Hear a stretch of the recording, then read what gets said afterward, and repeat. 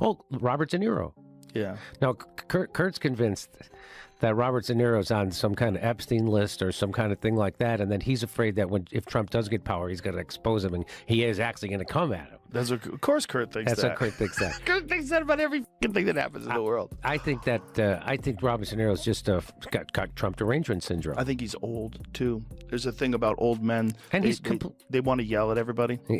And he's completely... Did you see when he went and gave that speech outside of the trial? That was bizarre. Who told him that was a good... Joe Rogan just went off on Robert De Niro in his latest episode of his podcast. Robert De Niro has spent decades building a reputation as one of Hollywood's greatest actors. From Taxi Driver to Raging Bull to Goodfellas, his performances have defined an era of cinema. But today, the man who once seemed untouchable in Hollywood isn't remembered just for his movies anymore. Instead, he's remembered for his rants, his bitterness, and his endless need to lecture people. And that's exactly what set Joe Rogan off. Rogan didn't hold back. He went after De Niro and Hollywood actors like him, ripping into the way they destroy their own legacies by refusing to stay quiet. Yelling at regular people. He's like, fuck you, you're a gangster. Go fuck you. Like, it's crazy that that's the guy from Taxi Driver. Yeah. You know what also I think? I think those guys have no friends.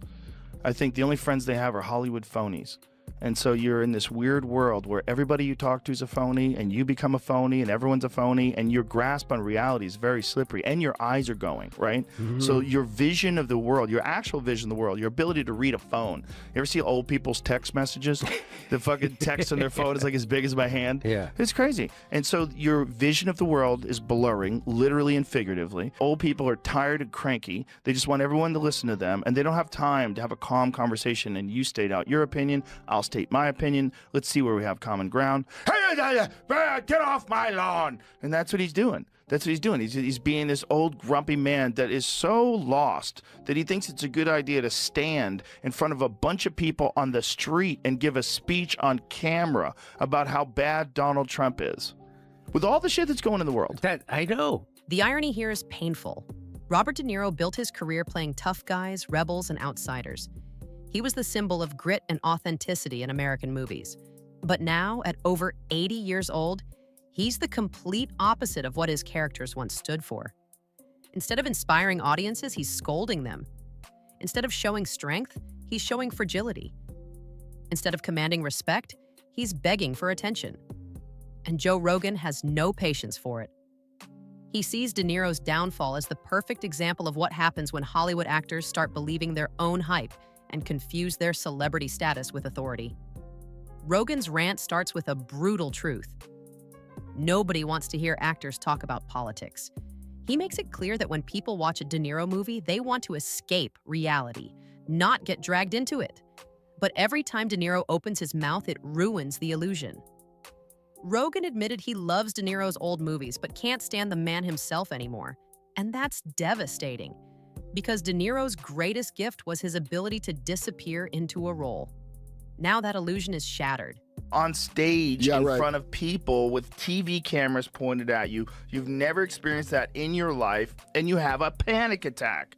It doesn't mean you're an idiot, and that's also Robert De Niro.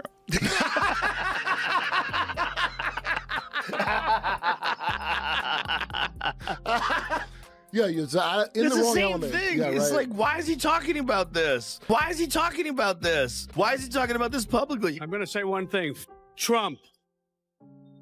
If you're going to come out and say that you have a really deep-seated hatred for one of the two people running for president, you can't just be, he's a bully, he's a piece of shit, I hate him. He's an idiot. Colin Powell said it best. He's a national disaster. He's an embarrassment to this country. It makes me so angry that this country has gotten to this point, that this fool, this bozo, has wound up where he has. You probably, if you're going to express yourself about it and alienate 50% of the country, which it seems like it is, you're going to have to do better than that. Joe's point cuts deeper than just De Niro. He goes after the entire culture of Hollywood actors who believe they're more important than they really are. Actors live in a world of pretense, Rogan explained. Their whole career is about pretending to be someone else. But when they step outside of that world and reveal who they actually are, the results are often disappointing. For De Niro, it's been nothing but a train wreck of embarrassing press conferences. angry interviews, and endless lectures. And here's where Rogan's words sting the most. He said, "It's heartbreaking." Because fans didn't want to lose De Niro. They didn't want him to destroy the admiration he spent decades building. But he's done it anyway. Every time he grabs a microphone, he chips away at the very thing that made him special. He and Trump hate each other personally. I think that's Really? what that is. Yeah, I think it probably. What are the odds? He that seems didn't run mentally into- handicapped. I'm not kidding. He seems I don't know. I have a feel he doesn't Yeah. know about. He was on Bill Maher. Bill Maher has him on to ask him. It's crazy that Bill Maher would ask him anything. You know, there's a National Guard in the fucking subways and shit. Yeah. So Bill asks him, "What do you think about it?" He goes, "I don't know. I don't know about that. If there's anything Listen, I can do to help, All I you should guess." be asking Robert De Niro about is two things: Yeah. awesome movies and divorce. Yeah. Like, Yes. tell me what happened to I would you love to ask him with about the that. divorce. Tell me what happened if you want to talk about it, and tell me what happened to you with these awesome fucking movies. I don't need to know jack shit. Robert De Niro. There's something about being a star where you think your opinion's more important than anybody else's, and you can go give a press conference. And he obviously has been very vocal from 2016 that he hates Trump for whatever reason. Maybe they have some personal thing. You think Trump ever threw a punch himself or took one? This guy who ran and hid in the White House bunker when there were protesters outside? No way. Now he's like holding press conferences. Now everyone's heckling him everywhere he goes. That's so bad. Like It's you, tough. instead of just being this cranky old liberal, now you're this guy that is yelling at other people that are Trump supporters, and they're yelling at you. Like you've opened yourself up to this nonsense. When you think of Robert De Niro, you think of an icon. He wasn't just another actor. He was a symbol of American cinema at its peak. His performances were raw, unforgettable, and full of power.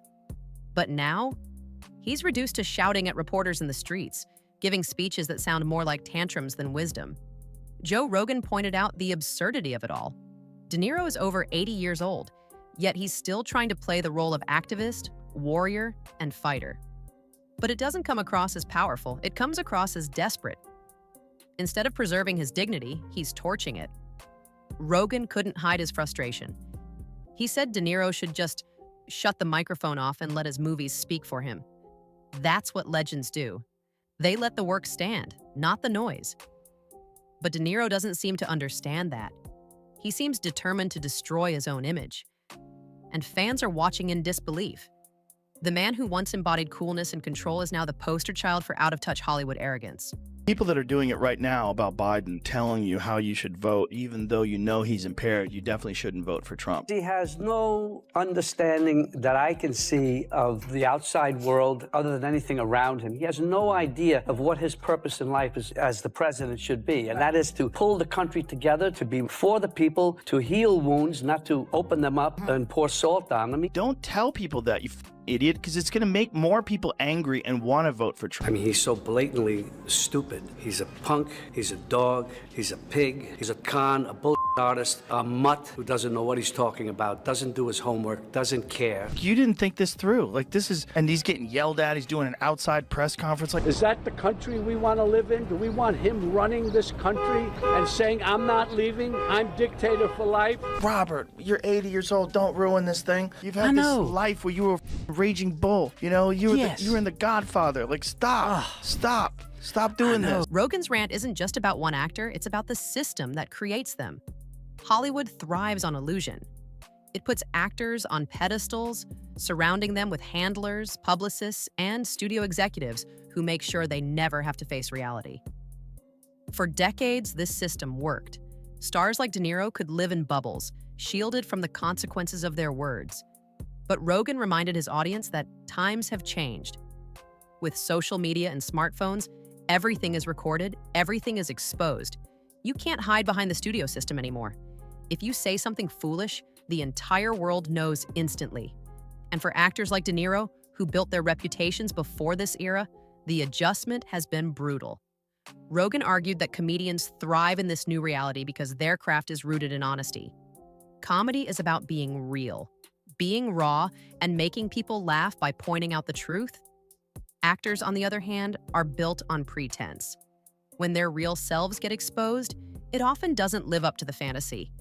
And for De Niro, that exposure has been devastating. So who is Robert De Niro, really?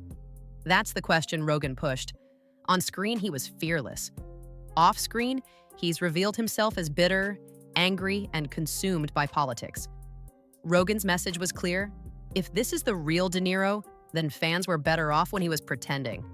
The real man behind the roles is not someone people admire. Rogan said, "It's sad but necessary." The exposure of celebrities' real personalities is forcing people to wake up. For too long, audiences treated actors like gods. They were larger-than-life figures who could do no wrong. But now, thanks to the internet, the mask has slipped. And what's behind it is often disappointing. De Niro is the perfect example. He's gone from beloved legend to cautionary tale. Instead of being remembered for his craft, he's being remembered for his rants. Instead of inspiring, he's irritating. Instead of standing tall, he's shrinking before our eyes. Rogan made another key point. Actors like De Niro came up in a different era. Back then, there was no accountability. Rock stars and Hollywood elites could throw wild parties, break the rules, and get away with it because nobody was watching. There were no cell phones, no social media, no constant surveillance. But today, every move is recorded. Every mistake is permanent. And for old-school celebrities like De Niro, this shift has been humiliating. Rogan laughed about it. Imagine if the wild parties of the 70s and 80s had been caught on camera. Many of those legends wouldn't have survived the scrutiny, and that's what makes De Niro's downfall even worse. He doesn't seem to realize the world has changed. He still acts like he can say whatever he wants without consequence. But the public isn't buying it anymore. The more he talks, the more fans turn away. By the end of his rant, Rogan's conclusion was brutal. He said De Niro should just go back to being fake. Because at least when he was pretending, he was brilliant. At least when he was acting, he inspired millions. But the real De Niro, nobody wants to see that. Nobody wants to hear it. Rogan's words struck a nerve because they're true. Hollywood actors have always lived in fantasy. But today, the fantasy doesn't hold up. And Robert De Niro, the once great legend, has exposed himself as just another angry, out-of-touch celebrity. Joe Rogan's takedown of De Niro isn't just about one man. It's about the larger truth of celebrity culture. For too long, audiences worshipped actors as if they were more than human. But now, thanks to the rise of podcasts, social media, and unfiltered conversations, the illusion is collapsing. And maybe that's a good thing. Maybe it's time to stop putting actors on pedestals and start judging them for what they actually are, people who are good at pretending, nothing more, nothing less. De Niro's downfall is a warning to every Hollywood star who thinks their fame gives them wisdom. It doesn't. Fans don't want lectures. They don't want politics. They want honesty, authenticity, and respect. And until Hollywood learns that, more legends will fall. But Joe Rogan didn't stop with De Niro. He expanded the conversation to what he sees as a sickness within Hollywood itself, a culture where actors feel entitled to speak down to the public. He explained that audiences never signed up for political lectures. They went to the movies for escape, for inspiration, for larger-than-life characters. Yet over time, stars like De Niro convinced themselves that their personal opinions carried more weight than their performances. Rogan said this is where the disconnect lies. The audience never asked for this, and now they're walking away. What makes it worse is how De Niro refuses to see the writing on the wall. Instead of recognizing the backlash, he doubles down. Each public rant only widens the gap between him and the fans who once adored him. Rogan emphasized that authenticity doesn't mean shouting opinions or forcing politics into every conversation. It means showing humility, listening, and knowing when to step back. That's why Rogan connects with millions through his podcast, while De Niro is alienating millions with his speeches. One career is rising because it embraces honesty, while the other is fading because it clings to arrogance. Rogan also pointed out that De Niro's decline is part of a larger shift in how people consume entertainment. The power used to belong to the movie studios and the celebrities they created. But today, the power belongs to the audience. Social media, YouTube, and podcasts have given fans the ability to decide who gets their attention. And it's clear they're choosing real voices over Hollywood elites. Rogan argued that De Niro hasn't adjusted to this new world. He still acts like the public owes him their respect simply because of past roles. But the truth is, respect is earned daily, and once you betray that trust, it's nearly impossible to win it back. The irony is striking. De Niro once portrayed characters who challenged authority and fought against arrogance, yet in his own life, he has become the very thing his characters despised. Rogan said, "That's why people are tuning him out. The gap between the roles he played and the person he's become is too wide to ignore."